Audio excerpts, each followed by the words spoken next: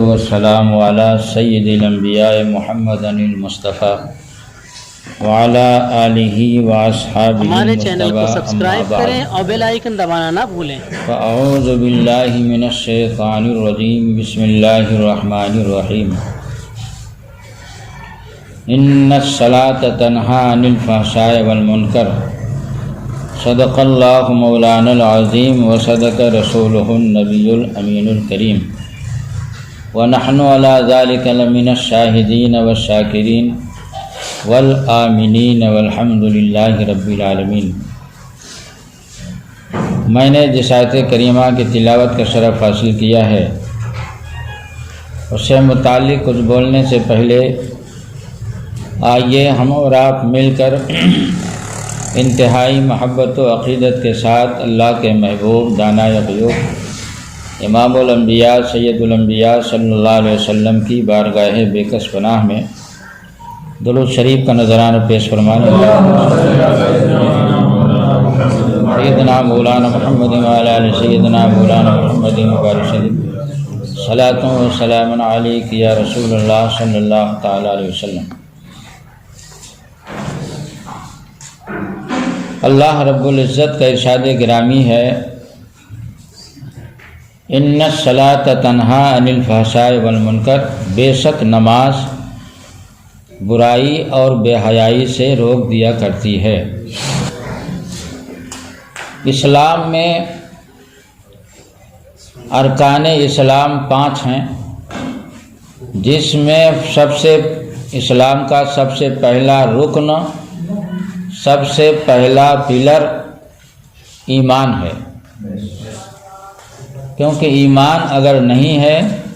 تو بغیر ایمان کے کوئی بھی عمل قابل قبول نہیں ہوتا، اور ایمان کے بعد دوسرے نمبر پر دوسرا درجہ و مرتبہ نماز کا ہے،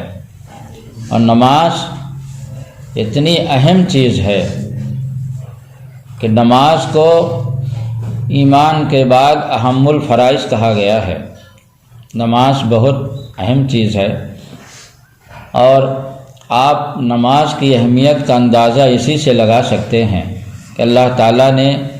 دیگر فرائض اور واجبات کے لیے خود جبرائیل علیہ السلام کو بھیج کر اور اپنے محبوب کے پاس ان فرائض اور واجبات کو نازل کیا، لیکن جب اللہ تعالیٰ نے اپنے محبوب کو نماز کی فرضیت دینا چاہی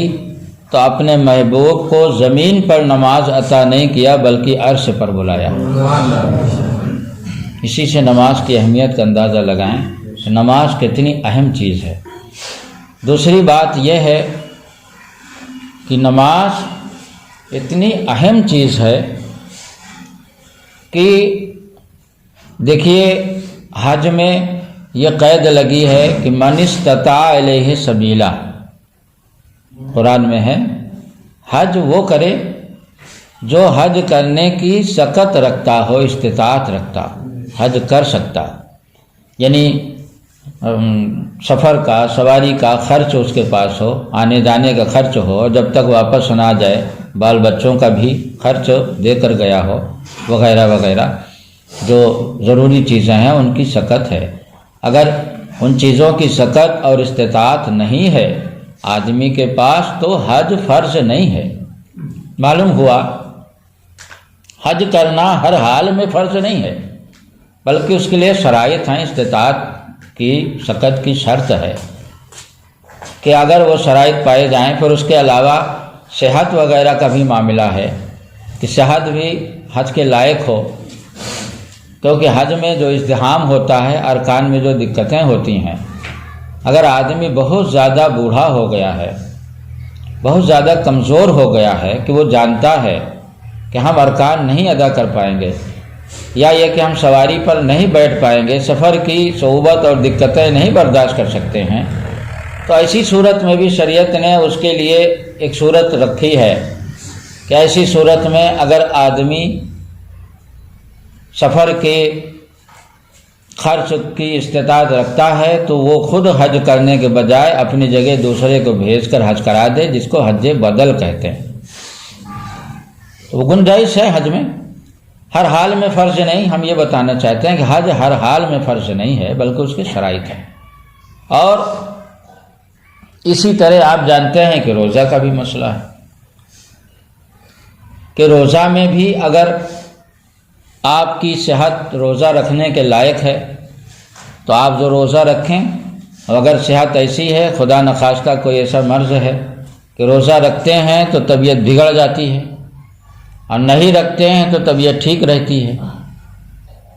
ایک کا تو روزہ رکھ کے آدمی آزما لے کہ روزہ رکھنے کے بعد طبیعت بگڑ رہی ہے، تو اس صورت میں شریعت نے حکم دیا ہے کہ ایسی صورت میں آدمی روزہ چھوڑ سکتا ہے، کوئی گناہ نہیں جب شریعت نے اجازت دیا، مگر شرط یہ ہے کہ مرض ایسا ہو کہ واقعی روزہ رکھنے سے بڑھ رہا ہو، طبیعت بگڑ رہی ہے، بہانہ نہ ہو، کیونکہ اللہ دل کا حال جانتا ہے۔ بہانہ بازی جیسا کہ بعض لوگ کرتے ہیں، ارے ہماری طبیعت خراب، وہ یہاں مراد نہیں ہے، بلکہ یہاں واقعی طبیعت ایسی، کیونکہ بعض مرض ایسے ہیں کہ روزہ ان میں فائدہ کرتا ہے، روزہ ان میں فائدہ کرتا ہے، اور بعض مرض ایسے ہو سکتے ہیں کہ روزہ رکھنے سے آدمی کی طبیعت بگڑ جائے، تو ایسی صورت میں شریعت نے اس بات کی گنجائش رکھی ہے مسلمانوں کے لیے کہ اگر واقعی روزہ رکھنے سے طبیعت بگڑ جاتی ہے تو روزہ چھوڑ دے۔ مثلا سخت گرمی میں دن بہت بڑا ہوتا ہے، بہت گرم ہوتا ہے، تو ایسی صورت میں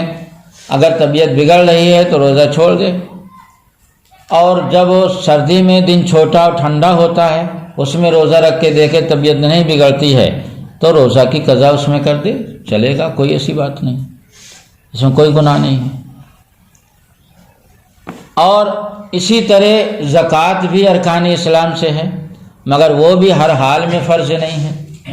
بلکہ اس کے لیے بھی شرط ہے کہ آدمی مالک نصاب ہو، مالک نصاب ہو، اور مالک نصاب میں بھی شرط یہ ہے کہ نصاب بھر پیسہ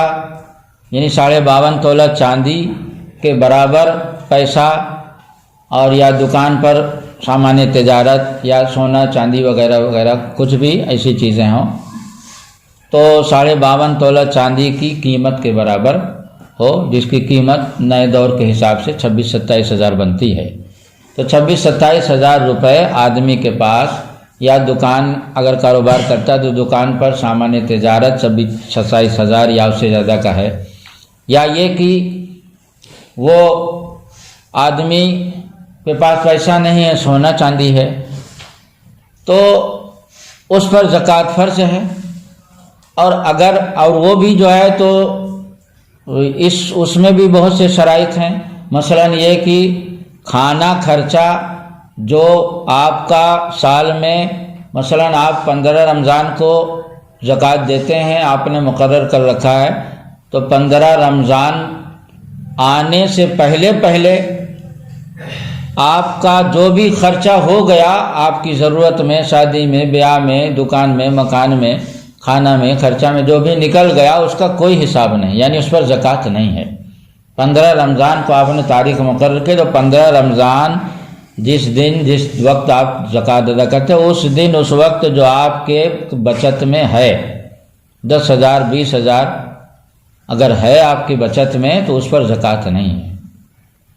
ہاں، اس کی قیمت بچت میں 26-27 ہزار اگر ہے یا اس سے زیادہ ہے تو زکوٰۃ ہے، یعنی 52.5 تولہ قیمت گھٹتی بڑھتی رہتی، میں نے ایک اندازہ بتایا، تو 26-27 ہزار یا اس سے زیادہ بچت میں آپ کے پیسہ یا سونا یا دکان پہ سامان تجارت ہے تو زکوٰۃ ہے، اس سے کم ہے 10-20 ہزار کا تو زکوٰۃ نہیں ہے، تو اس کے لیے بھی شرائط ہیں۔ ہر حال میں زکوٰۃ فرض نہیں ہے کہ اگر آپ کے پاس 1 روپے بھی ہے تو اس پر بھی زکوٰۃ ہوگی، 40واں حصہ اس میں بھی دینا، ایسا نہیں ہے، ایسا نہیں ہے، اس کی شرط ہے۔ لیکن نماز کی اہمیت کا آپ اسی سے اندازہ لگائیں کہ نماز کے لیے نہ نصاب شرط ہے، نہ نماز کے لیے پیسہ شرط ہے، نہ دولت شرط ہے، نماز کے لیے کوئی شرط نہیں، نماز ہر حال میں فرض ہے، نماز کسی حال میں معاف نہیں، جہاں تک کہ اگر آدمی کی طبیعت اتنی زیادہ بگڑ گئی ہے. آپ دیکھیے روزہ کے بارے میں سنیں کہ روزہ رکھنے سے اگر طبیعت بگڑ رہی ہے تو آپ روزہ چھوڑ سکتے ہیں، بعد میں قضا کر دیں. لیکن نماز چونکہ فرض، قیام فرض ہے نماز میں، آپ کھڑے ہو کے نماز پڑھتے ہیں طبیعت بگڑ جاتی ہے، چکر آ جانے کا اندیشہ، گر جانے کا اندیشہ ہے آپ کو. آپ کھڑے ہو کے نماز نہیں پڑھ رہے ہیں، کھڑے ہو کے نماز پڑھتے ہیں طبیعت بگڑ جاتی ہے، چکر آ جاتا ہے، آپ گر جاتے ہیں، تب بھی نماز معاف نہیں. شریعت کہتی ہے کہ آپ کھڑے ہو کے نہیں پڑھ سکتے تو بیٹھ کے پڑھیں، معاف نہیں ہے. اس حال میں بھی نماز معاف نہیں. اگر آپ بیٹھ کے نہیں پڑھ سکتے ہیں نماز، بیٹھ کے پڑھنے میں بھی آپ کو دقت ہو رہی، بڑی بے قراری ہے، کبھی کبھی بدن میں بخار وغیرہ کی وجہ سے اتنی زیادہ کمزوری آ جاتی ہے کہ بیٹھ کر بھی پڑھنے میں دقت ہوتی ہے، تو ایسی صورت میں بیٹھ کر اگر آپ نماز نہیں پڑھ سکتے تب بھی معاف نہیں ہے. اب آپ بتائیں کہ جو بیٹھ کے بھی نماز نہیں پڑھ پا رہا وہ تو بہت زیادہ کمزور ہو چکا ہوگا نا، ورنہ بیٹھ کر تو 100 سال کے لوگ نماز پڑھ لیتے ہیں. بالکل جو کمزور ہوتے ہیں، جو کافی سن رسیدہ ہوتے ہیں، وہ بھی بیٹھ کے نماز پڑھ لیتے ہیں. لیکن ایسی حالت اگر آ جائے، آدمی اتنا کمزور ہو جائے، اتنا ناتواں ہو جائے، اتنی زیادہ طبیعت بگڑ چکی ہو کہ بیٹھ کر بھی نماز نہیں پڑھ سکتا، اتنی زیادہ حالت خراب ہو، تو اس حال میں بھی شریعت کہتی ہے کہ آپ کے لیے روزہ معاف ہے، حج معاف ہے، وہ بعد میں آپ اس کی قضا کریں گے، ادا کریں گے اس کو. لیکن اس حال میں بھی نماز معاف نہیں، اس حال میں بھی نماز معاف نہیں. اب بیٹھ کر بھی نہیں پڑھ سکتے ہو، پھر کیا کریں، کیسے پڑھیں گے؟ تو اشارہ سے پڑھیں. اگر وضو کرنے میں پانی نقصان کرتا ہے، ایسا ہوتا ہے کبھی کبھی، کوئی مرض ایسا ہو جاتا ہے کہ بھائی وضو کرنے میں طبیعت بگڑ جاتی ہے، پانی نقصان کرتا ہے، کھانسی آنے لگتی ہے، طبیعت بگڑ جاتی ہے، ڈاکٹر نے منع کیا ہے کہ آپ پانی کو سے غسل یا وضو نہیں کریں گے، اور تجربہ بھی ہے کہ جب وضو کرتے ہیں طبیعت بگڑ جاتی ہے، تو شریعت کہتی ہے وضو کرنے میں طبیعت بگڑ جاتی ہے تب بھی آپ کے لیے نماز معاف نہیں ہے. آپ کیا کریں گے؟ اس کا بدل اور اس کا نائب شریعت نے رکھا ہے تیمم. پانی نقصان کرتا ہے، مٹی دیوار پہ ہاتھ مار کر تیمم کر لینا، یہ کیسے نقصان کرے گا؟ یہ تو کسی مرض میں نقصان ہے.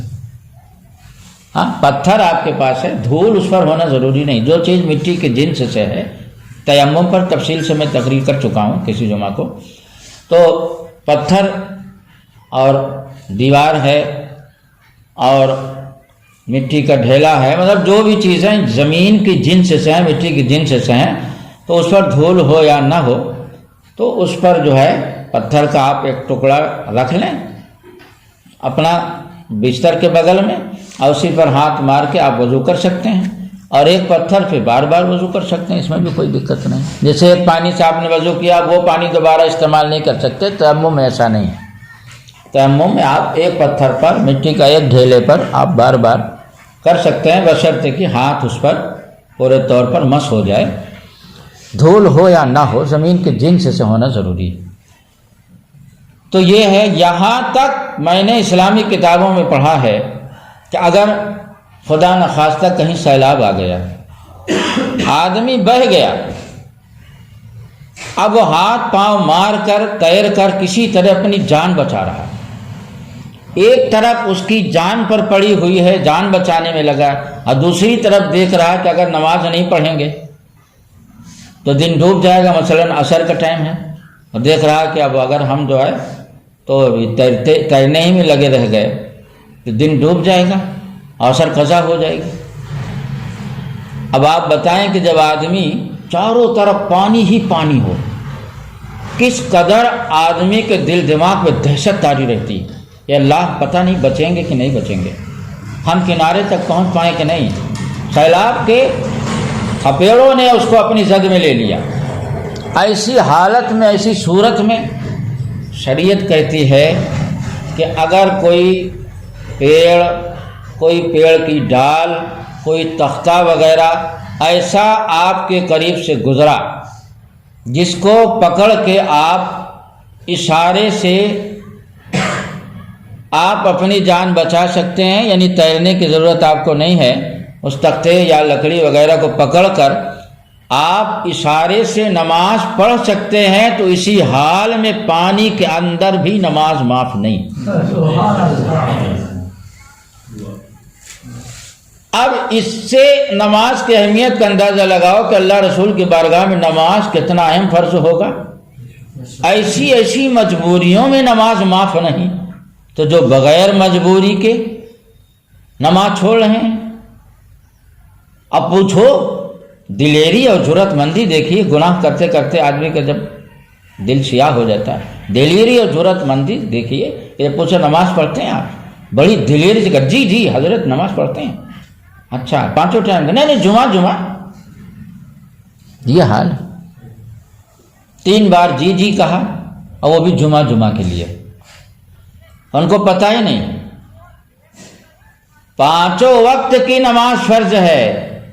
جمعہ کی نماز تو فرض ہے، 5 وقت کی نماز فرض ہے۔ عید اور بقرعید کی نماز واجب ہے۔ کتنے ایسے ہیں بیچارے کہ وہ دنیا میں اتنا زیادہ مصروف ہو گئے ہیں کہ لگتا ہے کہ ان کے علاوہ کسی کے بال بچے ہے یہ نہیں، وہ جمعہ بھی نہیں پڑھتے ہیں، ان کو ٹائم ہی نہیں ملتا ہے نماز پڑھنے کا، اور عید اور بقرعید میں سب سے اونچی ٹوپی لگا کے سب سے آگے بیٹھنے کی کوشش کرتے ہیں۔ عید اور بقرعید کی نماز واجب ہے، اور واجب کا درجہ فرض سے کم ہوتا ہے۔ جس کا درجہ فرض سے کم ہے اس میں تو 1 گھنٹہ پہلے پہنچ جائیں گے، اور جو فرض ہے اس میں جمعہ تک کی نماز پڑھنے کی توفیق نہیں ہوتی ہے۔ یہ کتنی بڑی غفلت ہے، یاد رکھو۔ اس غفلت میں جو اپنی عمر کو گزار دیا، اپنی عمر کو جس نے گزار دیا، تو قرآن پاک میں اللہ تعالیٰ نے باقاعدہ بیان کیا ہے، تو ایسا ہوتا ہوگا تب نہ اللہ بیان کیا ہے۔ وَأَنفِقُوا مِمَّا رَزَقْنَاكُم مِّن قَبْلِ أَن يَأْتِيَ أَحَدَكُمُ الْمَوْتُ، اور ہم نے جو کچھ تمہیں دیا ہے اس میں سے کچھ اللہ کی راہ میں خرچ کیا کرو، موت آنے سے پہلے،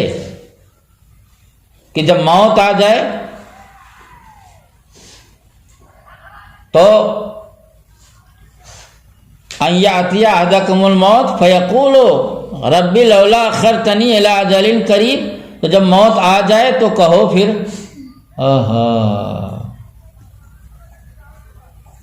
جب موت آ جاتی ہے سامنے، ملک الموت آ کے کھڑے ہو جاتے ہیں، تب آدمی کو احساس ہوتا ہے ارے ہمارا وقت تو پورا ہو گیا، اب بتائیے ہماری 80 سال عمر تھی اور ایک دن کر کے گزر گئے، اب کیا کریں؟ اس وقت وہ پھڑپھڑاتا ہے اور سوچتا ہے کہ ارے یار تھوڑی سی بھی مہلت 2-4 ہی دن کی مل جاتی تو سارے اوقات ہم نیکی اور خیرات اور نماز روزہ ہی میں گزار دیتے۔ اس منظر کو قرآن نے خود بیان کیا کہ موت آنے سے پہلے اللہ کی راہ میں خرچہ کرو، صدقہ خیرات کرو۔ فیقول رب لولا اخرتنی الی اجل قریب، کہ جب موت آ جائے تو کہنے لگو کہ اے اللہ تھوڑی سی مہلت دے دے۔ کیا کریں گے تھوڑی سی مہلت دے کے؟ فاصدق واکن من الصالحین، اللہ اگر تھوڑی سی مہلت ہم کو اور مل جائے، یعنی 2-4 دن کی تھوڑی سی، 80 سال میں کچھ نہیں کر سکے، اب 2-4 دن میں پہاڑ کو پلٹ دیں گے، تو تھوڑی سی مہلت مل جائے نا تو فاصدق، خوب صدقہ خیرات کروں گا، واکن من الصالحین، اور اتنی نیکی کروں گا کہ اللہ کا نیک بندہ بن جاؤں گا، اتنی عبادت ریاضت کروں گا، واکن من الصالحین، صالح بن جاؤں گا، نیک سیرت بن جاؤں گا۔ مگر اللہ کو تو معلوم ہے نا کہ جو 80 سال اور 85 سال گزار کر مجھے یاد نہ کیا، جس کو 80 اور 85 سال میں نماز روزہ یاد نہ آیا، وہ تھوڑی سی مہلت میں 2-4 دن میں کیا کرے گا؟ آگے اللہ فرماتا ہے لن یؤخر اللہ نفسا اذا جاء اجلها، جس کی موت آ جاتی ہے تو ہرگز اللہ اس کی موت کو لیٹ نہیں کرتا۔ کسی بھی جان کی جب موت آتی ہے اور وقت پورا ہو جاتا ہے تو لن یؤخر اللہ، اللہ ہرگز اسے لیٹ نہیں کرتا، اس میں تاخیر نہیں کرتا۔ واللہ خبیر بما تعملون، اور اللہ کو خبر ہے کہ تم کیا کرو گے، یعنی پھر مہلت دے دے گا اللہ، تو تم جا کے کیا کرو گے۔ وہ جانتا ہے کہ جو 80 سال تک، 85 سال تک، 90 سال تک دنیا میں پھنسا رہا، اب وہ تھوڑی سی مہلت میں کیا نیکی کرے گا۔ تو عرض یہ کرنا ہے کہ ارکان اسلام 5 ہیں، ایمان، نماز، روزہ، حج، زکوٰۃ، اور واجبات اور فرائض ہیں۔ یہ وہ چیزیں ہیں جن پر عمل کر کے ہم اپنی آخرت کی تیاری کرتے ہیں۔ اور پھر جو نماز پڑھتے ہیں تو نماز پڑھنے والوں کا بھی معاملہ عجیب و غریب ہے کہ ان کا وہ یہ مزاج بنائے بیٹھے ہوئے ہیں، ارے جیسے بھی ہم سے بن پڑتا ہم پڑھ لیتے ہیں، سب اللہ قبول کر لے گا۔ کیا بے وقوفی کی بات ہے یار۔ آپ ابھی بینک جائیے چیک لے کر پیسہ نکالنے کے لیے، جبکہ آپ جانتے ہیں دنیاوی آفس میں سب کچھ ہو رہا ہے، الٹا سیدھا بھی ہو رہا ہے، لیکن اللہ رب العزت نے جو قانون بنایا ہے اس قانون کی آفس میں سیدھا ہی سیدھا ہوتا ہے، الٹا نہیں ہوتا۔ آپ چیک سے پیسہ نکالنے جائیے اور جہاں پر پیسہ پے لکھنا ہے وہاں پر پیسہ کی جگہ آپ اپنا نام لکھ دیجئے، اور جہاں پر آپ کو سائن کرنا ہے وہاں پر پیسہ لکھ دیجئے۔ آپ دے گا پیسہ؟ تو آپ لوگ تو بینک جاتے رہتے ہیں، اچھی طرح جانتے ہیں، نکلے گا؟ یہاں تک کہ جہاں پر آپ کو سائن کرنا ہے، اگر آپ نے اپنے سائن پر یا کسی بھی تحریر پر جو اس میں لکھنا ضروری ہے 2 بار قلم چلا دیا تو بابو کہتا ہے واپس، اب دوسرا چیک بھر کے لاؤ، پتہ نہیں آپ کیا الٹا سیدھا لکھے ہو۔ تو دنیاوی آفس کا یہ حال ہے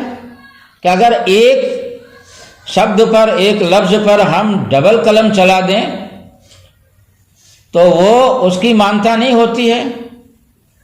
اس کو تسلیم نہیں کیا جاتا ہے۔ تو جو احکم الحاکمین ہو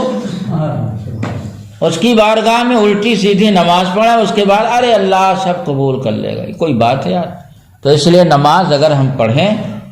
تو سنت کے مطابق پڑھیں، کہ سنت ہمارے حضور صلی اللہ علیہ وسلم کی سنت ہی کا نام شریعت ہے۔ نماز ہم آج بعد میں پڑھتے ہیں، پہلے حضور نے پڑھ کے ہمیں طریقہ بتایا۔ روزہ ہم بعد میں رکھتے ہیں، ہمارے حضور نے روزہ رکھ کے ہمیں طریقہ بتایا۔ حضور ہی کے طریقے پر چلنے کا نام شریعت اور اللہ کی فرما برداری ہے۔ تو اس لیے میں نماز کا مختصر طریقہ، اور خاص طور سے وہ چیزیں جس میں لوگ عام طور سے غلطیاں کرتے ہیں، تو اس میں ان کا میں وہ کروں گا آپ حضرات کے سامنے، تاکہ آپ نماز پڑھیں۔ نماز کی توفیق اس دور میں ہونا یہ بہت بڑی خوش نصیبی کی بات ہے۔ اس لیے نماز کی توفیق جب اللہ تعالیٰ آپ کو دے تو نماز پڑھیں تو حضور کی سنت کے مطابق پڑھیں، کیونکہ حضور کی سنت جیسے بینک سے پیسہ نکالنے کے لیے چیک ہوتا ہے نا، ATM ہوتا ہے نا، اسی طرح اللہ کی بارگاہ تک پہنچنے کے لیے حضور کی سنت ہمارا ATM ہے۔ حضور کی سنت اس ATM کے بغیر آپ بارگاہ الہی تک نہیں پہنچ سکتے ہو۔ نماز کے لیے جب آپ کھڑے ہوں قبلہ کی طرف منہ کریں گے، آپ کی نظر سجدہ کی جگہ ہو، نماز میں نظر آپ کی سجدہ کی جگہ ہو جب کھڑے ہوں آپ، اور اس کے بعد جب آپ نیت باندھتے ہیں تو ہتھیلی اس طرح، نہ انگلی ملانے کی ضرورت ہے نہ کھولنے کی، جس حال پہ اس حال پہ رہنے دیں، اور اس طرح آپ قبلہ کی طرف ہاتھ ایسے اٹھائیں کہ یہ ہتھیلی آپ کی قبلہ رخ ہو، کیونکہ ہمارے چہرے کا جس طرح وہ قبلہ ہے اسی طرح ہتھیلی کا بھی تو قبلہ ہے نا، قبلہ کی طرف ہو، اور کانوں تک ہاتھ اٹھائیں اس طرح کہ انگوٹھا کان کی لو سے چھو جائے، اور لا کر اور یہ ہاتھ پر گٹوں پر ایک کلائی جو آخری حصہ یہاں پر اپنا دائیں ہاتھ کی ہتھیلی رکھ کر اور 3 انگلی آپ کلائی پہ رکھیں اور چھنگلی کو نیچے اور انگوٹھا کو اوپر، اس طرح لا کے ناک کے نیچے باندھ لیں، یہ سنت طریقہ۔ اس کے بعد آپ کو کیا پڑھنا ہے وہ آپ جانتے ہی ہیں کہ ثنا پڑھنا ہے، الحمد شریف پڑھنا، کوئی سورت پڑھنا، اور اس کے بعد جب آپ سجدہ میں جائیں تو سجدہ میں آپ سر کو نہ نیچا کریں گے نہ اونچا کریں گے، بلکہ سر آپ کی جیسے سر کو نیچا کر لیں تو اس کی ضرورت نہیں ہے، بلکہ سنت یہ ہے کہ سر آپ کا پیٹھ کے برابر ہو، جیسے یہ پیٹھ ہے یہ سر ہے تو سر آپ کا پیٹھ کے برابر ہو، یہ سنت طریقہ۔ اور پیٹھ تھوڑی سی بہت سے لوگ جھکاتے ہیں، یہ سنت کے خلاف ہے، پیٹھ اتنی جھکے کہ بالکل برابر ہو جائے، یعنی اس پر اگر گلاس رکھ دیں تو گرے نہ، سنت طریقہ یہ ہے، پیٹھ بالکل ہو رہا ہے۔ اور اس کے بعد آپ سمیع اللہ لمن حمدہ کے لیے بعض لوگ جو ہے بس تھوڑا سا سر اٹھاتے فوراً سجدے میں چلے جاتے ہیں، تو پورے طور پر اطمینان سے کھڑا ہو جانا واجب ہے، یہ نہیں کریں گے تو آپ کی نماز مکروہ ہو جائے گی، ناقص ہو جائے گی۔ لہذا آپ اطمینان سے کھڑے ہو کر سمیع اللہ لمن حمدہ کہیں، اور اکیلے ہوں تو ربنا لک الحمد دونوں، اور اس کے بعد پھر گھٹنے پر زور دیتے ہوئے،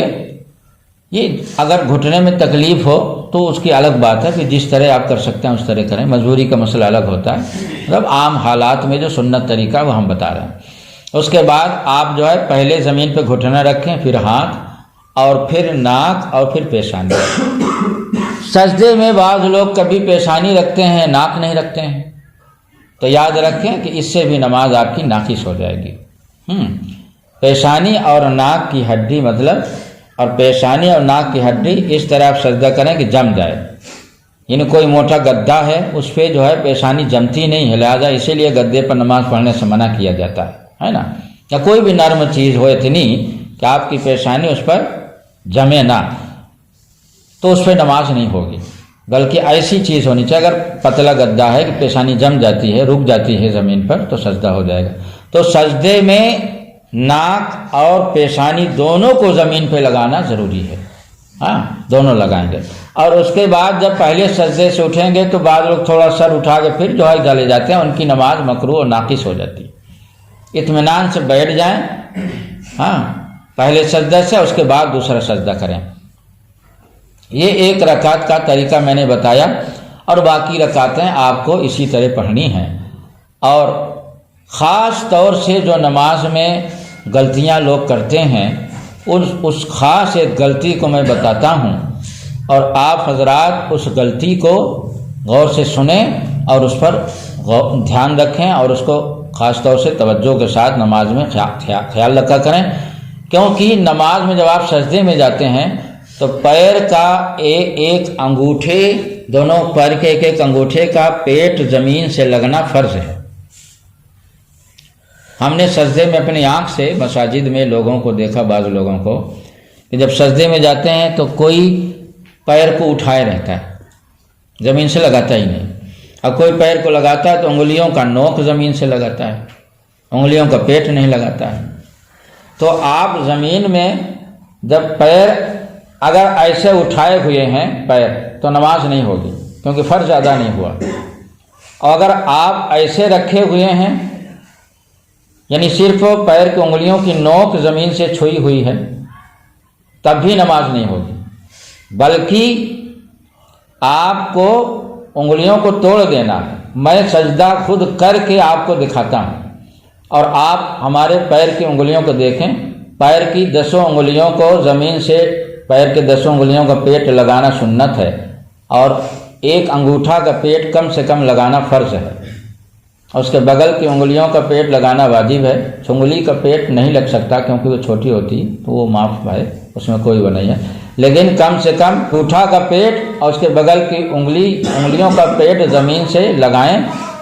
تاکہ نماز نہ باطل ہو اور نہ مکروہ ہونے پائے۔ میں سجدہ کرتا ہوں، آپ حضرات سجدہ میں دیکھیں کہ پیر کا انگوٹھا اور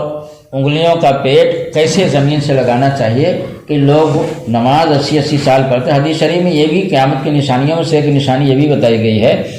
کہ لوگ 60 سال کے ہو جائیں گے اور نماز کا صحیح طریقہ نہ جان سکیں گے۔ آج دیکھو اپنے آپ کی نظروں کے سامنے، 60 سال کے ہو جائیں گے اور نماز کا صحیح طریقہ نہ جان سکیں گے۔ تو میں آپ حضرات کے سامنے سجدہ کر کے دکھاتا ہوں، اور آپ سجدہ میں جب جائیں تو اسی طرح پیر کا انگوٹھے اور انگلیوں وغیرہ کا پیٹ لگائیں گے، تاکہ آپ کی نماز برباد نہ ہو۔